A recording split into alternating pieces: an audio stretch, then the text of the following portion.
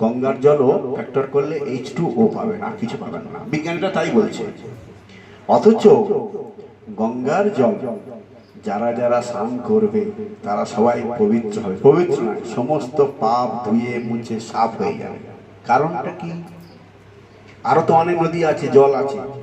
আমাদের পাশে কি বলে এখানে দামোদর আছে, অজয় আছে, কেন হবে না? শুধু গঙ্গা কেন? বলছে গঙ্গাটা ভগবানের চরণ স্পর্শ করে এসে ভগবানের শিবের জটায় ধারণ করেছে। সেই জটা থেকে যখন ত্রিভুবনে বয়ে গেছে, শুধু আমরা নয়, ত্রিভুবনবাসী যারা এই গঙ্গাতে স্নান করেছে তারা সকলেই হাজার হাজার লক্ষ লক্ষ লোক যারা স্নান করেছে, দেবতারা হোক আর আমরা হোক বা অসুর হোক, তারা সকলেই সমস্ত পাপ থেকে মুক্ত হয়েছে।